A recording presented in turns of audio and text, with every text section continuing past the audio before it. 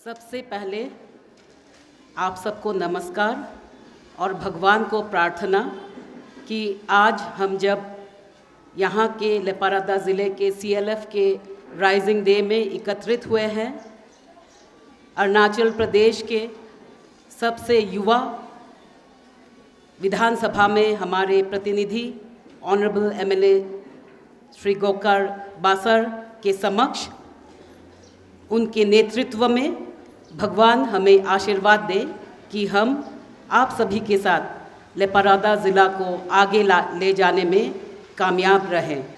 हिलो उनुक अनडिवाइडेड सियांग का एक बहुत ही महत्वपूर्ण दिन है।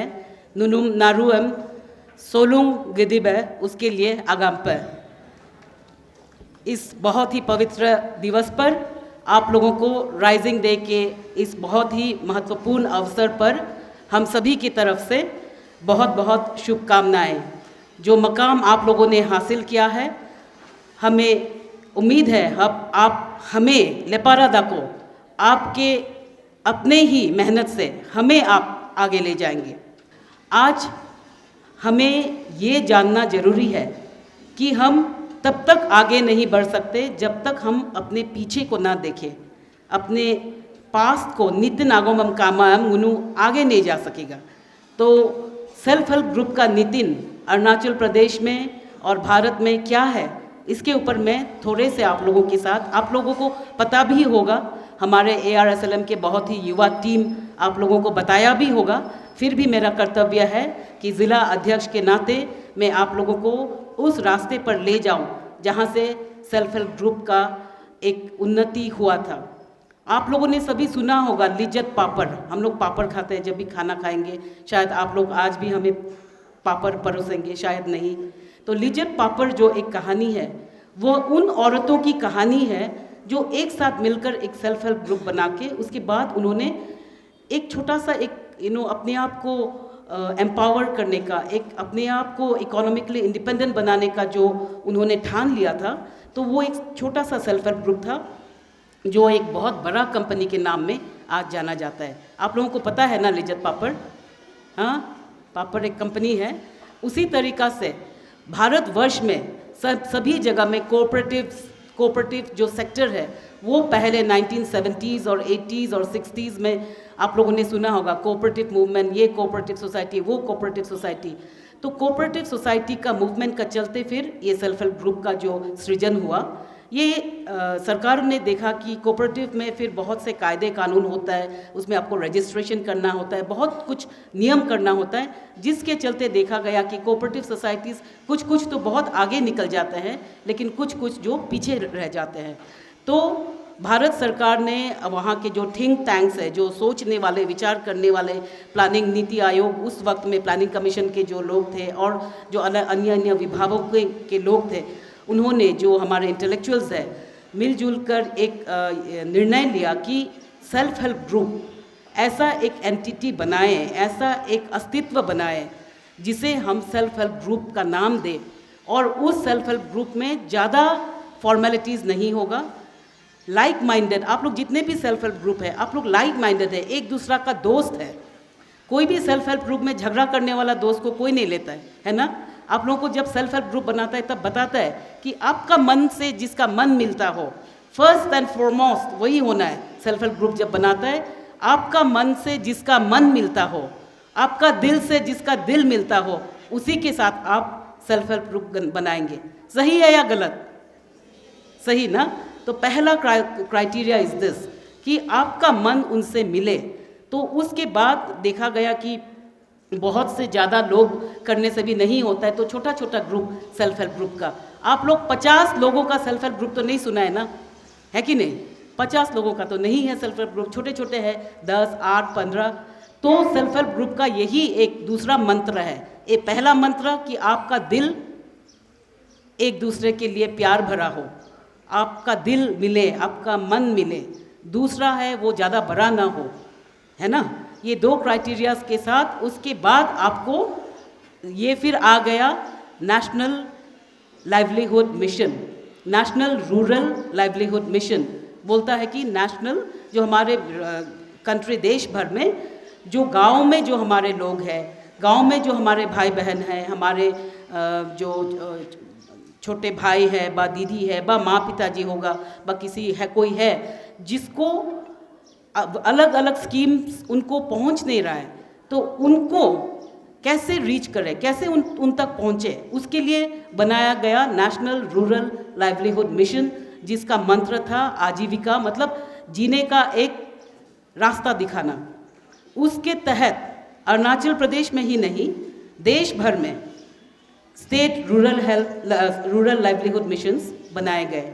ठीक है ना, आप लोगों को पता ही है, मैं I am just going over it.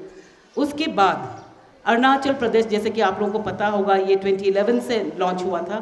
Arunachal Pradesh में हम लोगों ने देखा है, आप लोगों ने सुना है, आपके ही भाई बहुत ही आइकॉनिक एंटरप्रेन्योर जो अरुणाचल भर में आज जाना जाता है कि खुद अपने पैरों पर आत्मनिर्भरता का उदाहरण कैसे दिया टूरिज़्म सेक्टर में। मिंजो बासर भाई ने बोला, आप लोगों का साथ शेयर किया, 1819 से उनको सहारा मिलना शुरू हुआ। तो हम लोग को पता है आज हमारे राज्य में एक बहुत ही युवा एक विधानसभा है, जिसको लीड कर रहे हैं हमारे बहुत ही dynamic and visionary honourable chief minister Pema Khandu sir और उनके कैबिनेट कोलीग्स, और हमारे लेपारादा ज़िले के हमारे बहुत ही विजनरी, बहुत ही मैच्योर जो हम लोग बहुत लकी है कि उनका नेतृत्व में हम आज यहाँ हैं। एक बहुत उनके उम्र ऑनरेबल एमएलए का विधानसभा में सबसे कम है, लेकिन उनका जो विचार है, उनका जो विजन है, उसको अगर हम देखें तो वो इतनी उदार है, उनका दृष्टिकोण इतना बड़ा है। तो ऐसे एक नेतृत्व में अरुणाचल प्रदेश में ARSLM का जो प्रगति हुआ है, और उसके चलते हमारे यहाँ भी आप लोगों के बहुत ही प्रिय ताइपोडिया सर, आप लोगों के बहुत ही प्रिय लूसी मैम, आप लोगों के बहुत ही प्रिय जस्मिन मैम, आप लोगों के बहुत ही प्रिय मी डोके सर, उन जैसे युवाओं को वहाँ में रिक्रूट करके उनको चुन के एक चुनने का एक रिक्रूटमेंट प्रोसेस के थ्रू अच्छे से अच्छे जो क्वालिफाइड लोगों को डिस्ट्रिक्ट में भेजा गया कि आप लोग संभालिए। हम लोग का, भगवान का हमारे ऊपर आशीर्वाद है और आप लोगों का ही बहुत ज़्यादा योगदान है, और ऑब्वियसली जो ARSLM टीम लेपारादा के जो जितने भी कार्यकर्ता हैं उनके बहुत योगदान है कि आज लेपारादा ज़िला जो है अरुणाचल प्रदेश में बहुत ही आगे है। जैसे कि हम सब जानते हैं, हम सब ताली बजा चुके हैं, हम लोग जो है, हम लोगों को एक हमको उस मकाम में हमें देखा जाता है कि बहुत अचीव कर लिया लेपारादा ज़िला। हाल ही में आप लोगों के साथ मुझे भी मौका मिला भारत सरकार के जो स्टेट रूरल लाइवलीहुड मिशंस के साथ जो इंटरेक्शन हुआ था, जहां असम के और अन्य झारखंड के, गुजरात के और अन्य बहुत ही प्रदेशों के जब SRLM के SHGs आए थे, CLF आए थे, PLF आए थे, उनके साथ जो वार्तालाप हुआ था उसको देखने का मुझे मौका मिला। उसके लिए मेरे प्रेडेसेसर दुली कामदुक सर के जो आप लोगों को सहयोग दिया उसको, और आप लोगों के खुद के जो मेहनत है उसको मैं धन्यवाद देती हूँ। उसके ज़रिए मुझे उस दिन आप लोगों का साथ बैठ के भारत सरकार के जो प्लेटफॉर्म था वहाँ बैठने का और सुनने का मौका मिला, सीखने का मौका मिला। आशा है कि आप लोग इसी तरह आगे बढ़ेंगे। इसके लिए मैं एक छोटा सा उदाहरण देना चाहूँगी। सेल्फ हेल्प ग्रुप्स, जैसे मैंने कहा, बहुत पहले से था, लेकिन इस तरीक़ा से वो ऑर्गेनाइज नहीं था। ARSLM के थ्रू ही सरकार रूरल डेवलपमेंट डिपार्टमेंट के थ्रू ही इसको ऑर्गेनाइज करने के लिए कोशिश किया और आज कामयाब भी है। तो एक समय था जब हमारे प्रेसिडेंट थे प्रतिभा पाटिल मैडम, वो जब ऑनरेबल प्रेसिडेंट जब आए थे यहाँ, तब भी आपके लेपारादा के ज़िले से सेल्फ हेल्प ग्रुप्स वहाँ अपने जो भी उपजाऊ है उसको दिखाने का तभी भी उनको मौका मिला था। ये SHGs तो पहले से चल रहे थे, जैसे अलग अन्य ज़िलों में भी है। मुझे एक बार महादेवपुर जाने का मौका मिला था, जब मैं Arunachal Pradesh state commission for women के साथ मैं जब मेंबर सेक्रेटरी के तौर पर काम कर रही थी, तब वहाँ मुझे एक बहुत ही सुंदर उदाहरण मिला जिसको मैं आज आप लोगों के साथ शेयर करना चाहूँगी। वहाँ महादेवपुर है। महादेवपुर आप लोगों को पता है, एक छोटा सा उस वक्त में सर्कल हेडक्वार्टर हुआ करता था। तो अभी तो वो बाकायदा एक फुल फ्लेजेड ये है, एडीसी हेडक्वार्टर है। तो वहाँ जब हम गए थे तो वहाँ एक सेल्फ हेल्प ग्रुप मुझे दिखाया, हम लोगों को सभी को दिखाया। That time Komoli Mosang madam honourable chairperson थे, वो फॉर्मर ऑनरेबल मिनिस्टर रह चुकी है अरुणाचल सरकार में, उनके नेतृत्व में हम गए थे। तो हमें ये बताया जो आप लोग भी सीख सकते हैं। उनका एक सेल्फ हेल्प ग्रुप है, उन्होंने सेल्फ हेल्प ग्रुप में एक वेटरनरी ऑफिसर के सहयोग के उनके नियंत्रण में एक पिगरी बनाया ना, एरक लगा नाम मोदू ना। तो नाम मतलब थोड़ा सा ऐसा तेरा वो जो फ्लोर है थोड़ा सा तो तेरा कर दिया, तो जितना भी उनका जो टॉयलेट होता है जितना भी, वो जो पानी से ऐसे अंदर जाने का ज़रूरत नहीं, बाहर से एकदम पानी का लाइन ये मार देगा आपको पानी, तो वो पूरा टॉयलेट चला जाएगा। वो अलग लुक भी एकदम सफ़ा से रहेगा और नीचे में, और खुद को अंदर जाने का ज़रूरत नहीं है। हाँ, उसके बाद में फिर वो जो चला जाएगा एक पुखरी में, एक अमृत सरोवर आप लोग कर रहा है वैसा जैसा पुखरी में चला जाएगा।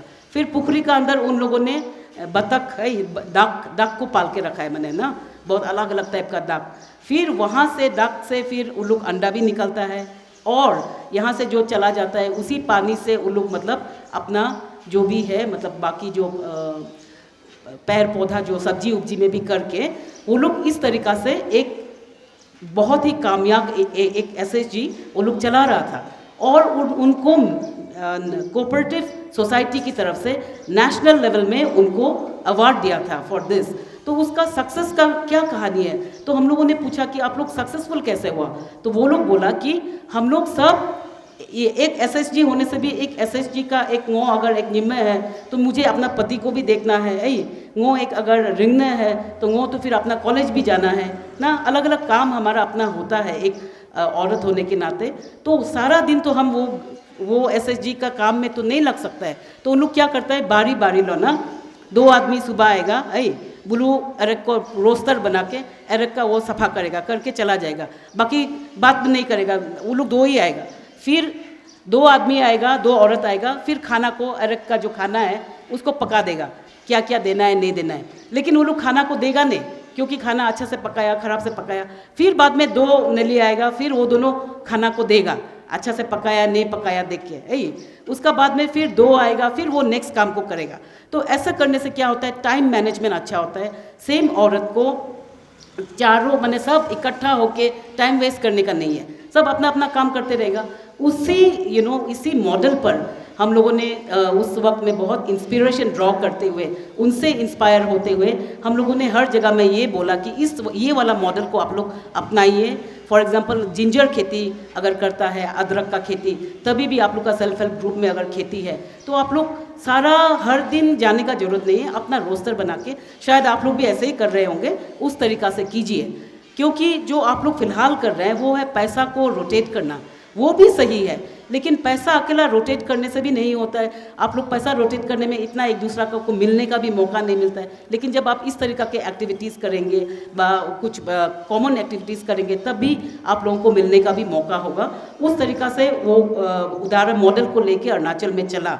तो अभी आज मैं बहुत शुक्रगुजार हूँ आपके प्रेसिडेंट और जनरल सेक्रेटरी को कि उन्होंने आज मिंजो बासर जी को इनवाइट किया।